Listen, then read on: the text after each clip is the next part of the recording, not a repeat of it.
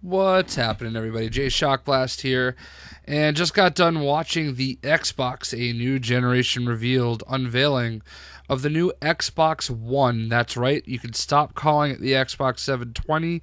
You can't even call it the Xbox Infinity. It is the Xbox One, and I'm a little disappointed in the name. I know it's a name. We'll all just call it the Xbox anyway. But why not just leave it simply the Xbox? I know that's what the first Xbox was, but Apple has proven with the iPad that you can go back and just call it the iPad. I would have left it very simple, called it the Xbox, and called it a day. But Xbox One makes sense for what they're trying to do. So it's been talked about for a long time that the Xbox, the new Xbox, was going to kind of take control of your living room. And one thing that they definitely proved today is that is 100% correct. The goal is definitely to take advantage of the full living room, to have control over all your products, to be your Blu-ray player, to be your Netflix player, to have all your apps that you would ever need built into the box, and even to take control of your cable account. There's supposedly going to be a cable tuner within the actual box, and that's cool. I think it's a great feature. The new integrated Connect 2.0 is going to really bring a game-changing experience to the whole voice capture or the voice command. So that'll be interesting to see. I know a lot of people on Twitter and on other websites and pretty much everywhere are a little upset about the fact that the show didn't show off that many games, and I don't know that this was ever really truly 100% about just games. I think I have to applaud them for making the very first thing that they did, showing off the actual control, the unit, the console itself, the controller, the new Kinect. That was what was on display. This was, hey, this is the new Xbox that you've all been hoping and dreaming for, that you've all been talking about, that you've all been wanting to see. Here it is. It definitely looks a lot better than when PlayStation came out and showed you an iToy and a new remote control, but no console. And now they're teasing that you'll get to see the console at E3, which, yeah, I kind of would hope you would. This is kind of like a pre-E3 hype event. They were very adamant about the fact that they were only going to be showing an hour, and that's exactly what the show was, a 1-hour show in which they definitely dropped some bombs. They definitely made a very loud and important statement about what's in store for the new Xbox. I've got the beginning of the show playing in the background, and I wasn't sure how they were going to feel about putting it on YouTube. I definitely don't want to get any kind of a violation, so you might end up just seeing a countdown with the their intro screen for most of this this discussion.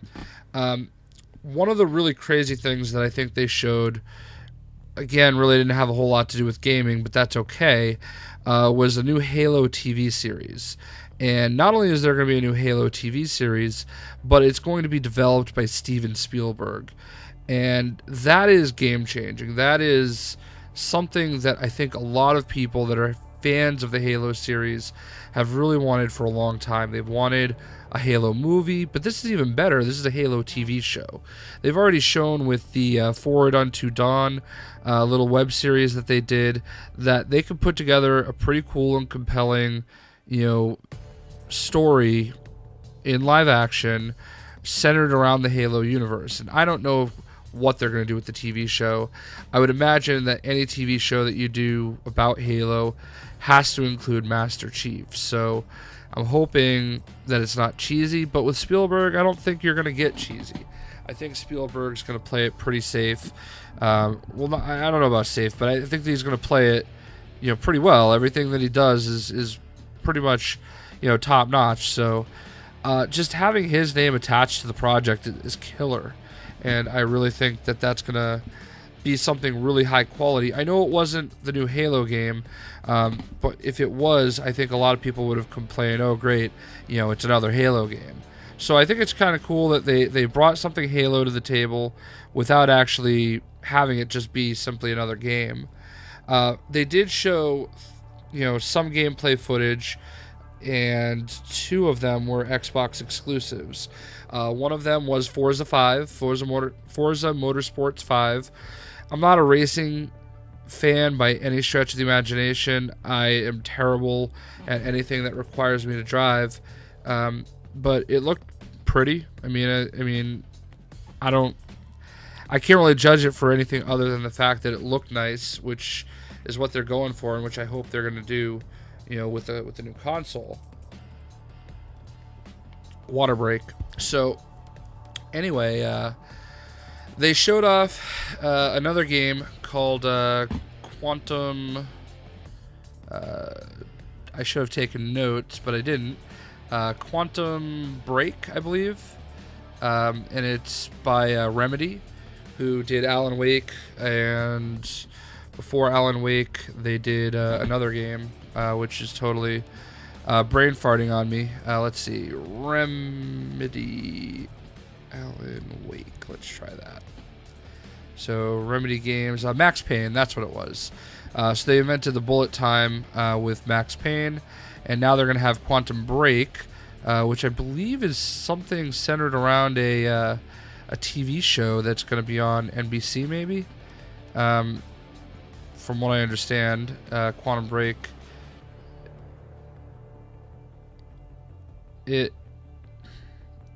So I'm doing this all in one take. I'm not going to do all these edits like other people do. And I don't have a co-host to kind of let me to do all this stuff. So I'm kind of looking. I guess it's not based on a TV show, but it is based on, or it is developed by Remedy, and it's going to be exclusive to the Xbox One. So that's pretty cool. I mean, they showed some live action stuff, which is why I thought it had something to do with the TV. But yeah, I'm looking forward to that. I'm looking forward to seeing more. Looked pretty interesting. They also had EA there showing off all their new sports titles and how they're gonna be nice and fluid, and how they've got some programs worked out with Xbox for exclusivity. FIFA 14, they showed a little bit of that. They had a bunch of athletes talking about how important motion is with their game. I know we had Washington Redskins quarterback Robert Griffin III, Lionel Messi.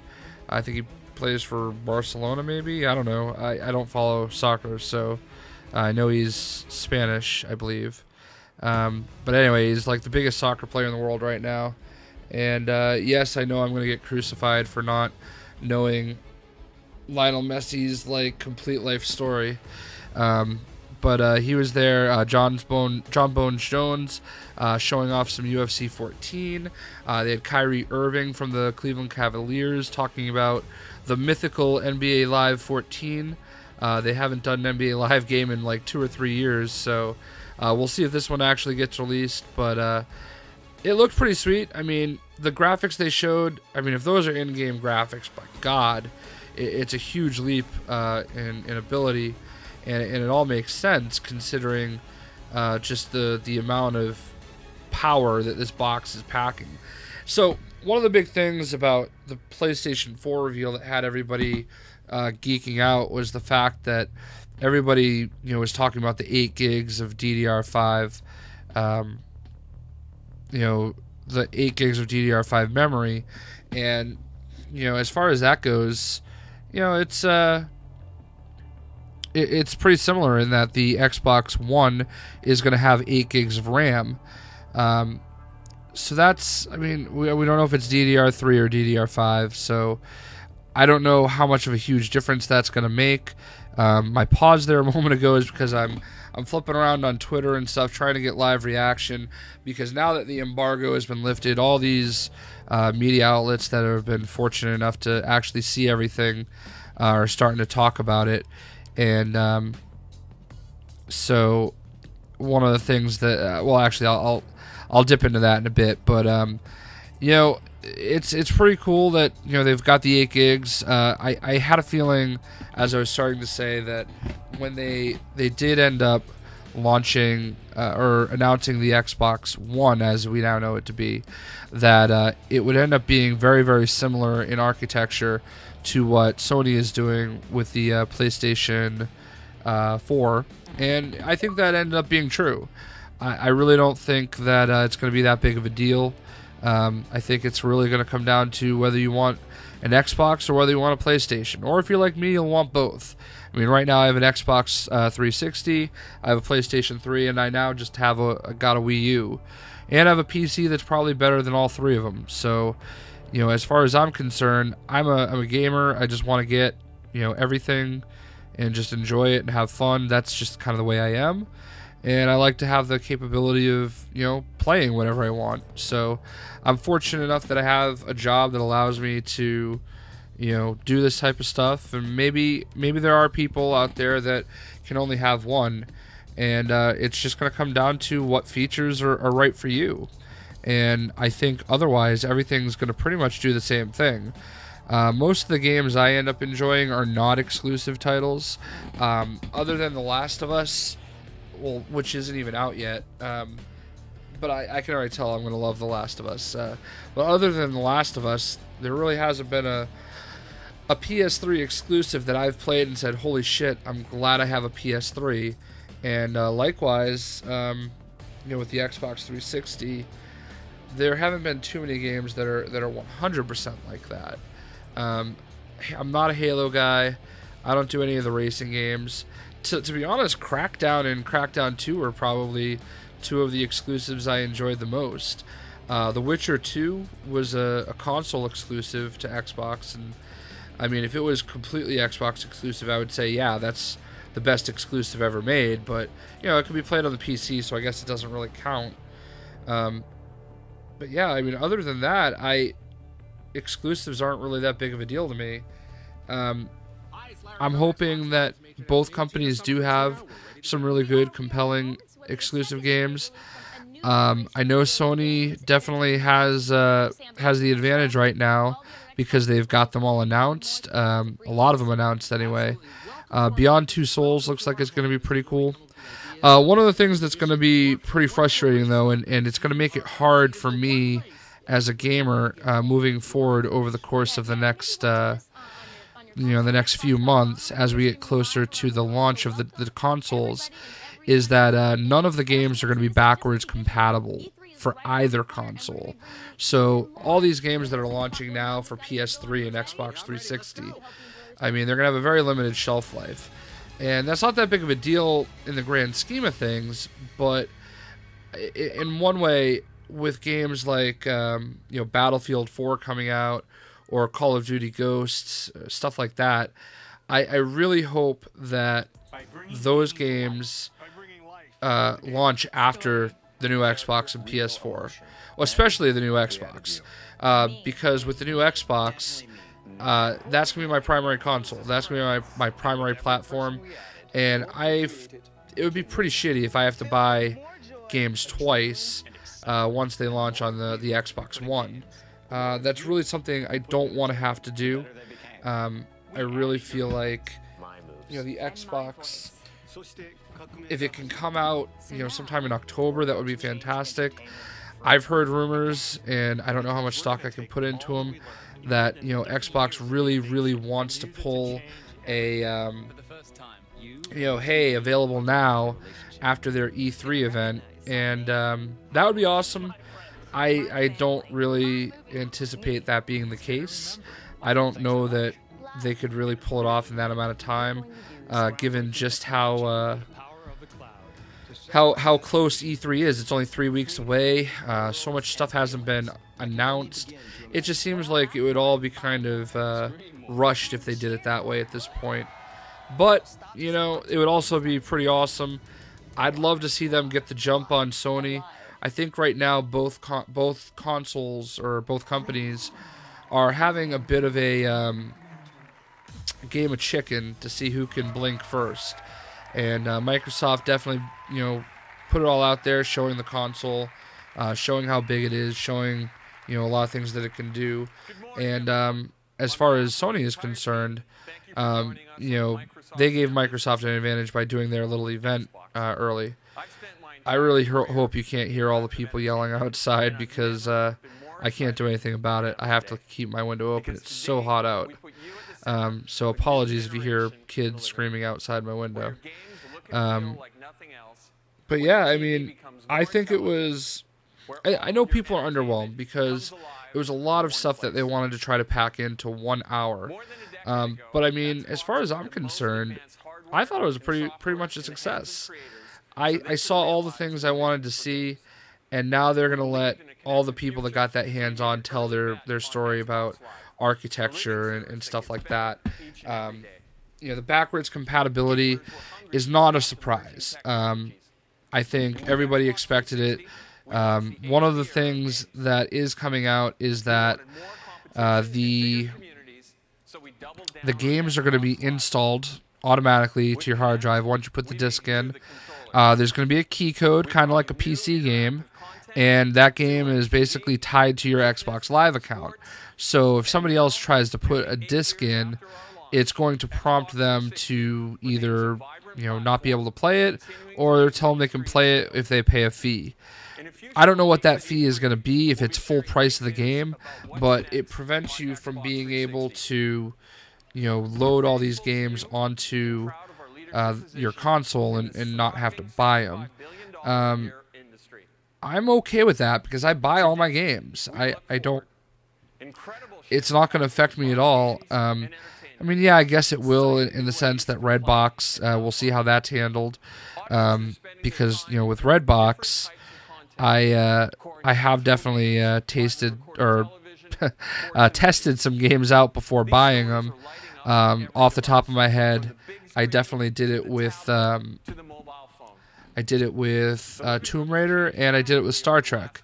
And I will buy Tomb Raider at some point, but Star Trek, not at all. I'm glad I didn't buy it. It saved me a lot of money.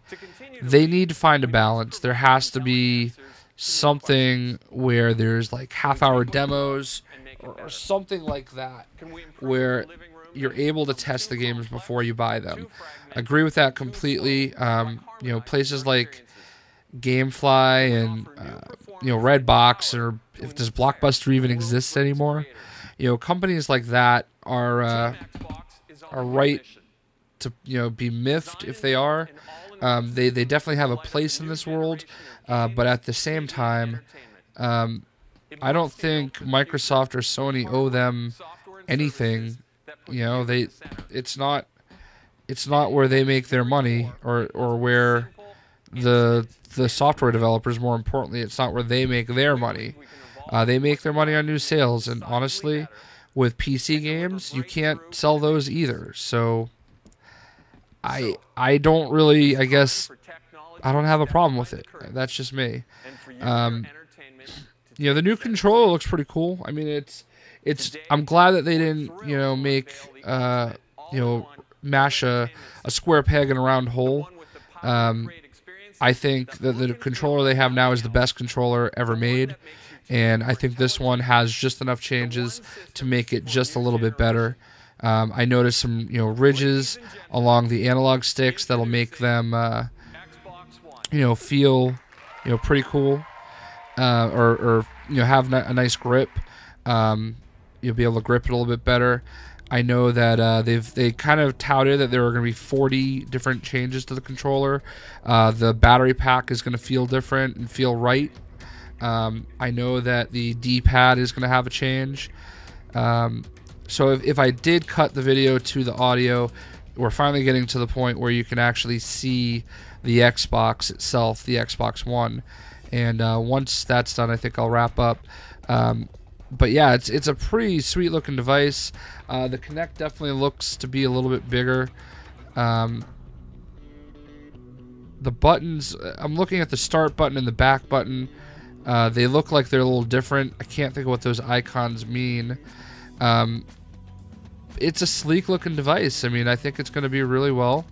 I can't wait. I day one buy for me. I might go see if I can pre-order it at GameStop right now. Name, again, leaves a lot to be desired. They did show Call of Duty Ghosts at the end, and that is becoming the meme moment of the year so far, because you can have a dog in your party as part of Call of Duty Ghosts. It's a different story. It's a different everything. So that should be interesting. But yeah, you can have dogs. So I don't really think there's a winner or a loser right now between Xbox and PlayStation. I think if you're an Xbox 360 guy, you're getting an Xbox One. I think if you're a PlayStation 3 guy, you're getting a PlayStation 4. And a lot of other people out there will probably get both, like me. I don't think there's a winner or loser. I think we all win. And I think it's going to be a great next generation. 8 gigs of RAM is a huge deal. Just making the games faster and integrate better and just move better and smoother. All of that stuff is very, very important to making sure, console gaming goes to that next level. And a lot of the things that you're going to be able to do with the new Xbox One, you can't really do it without all that actual integrated RAM and just speed and precision. A lot of the stuff, the features with basically the integrated DVR, I can live without that, but I understand why they're doing it, because they're trying to appeal to everybody, not just gamers.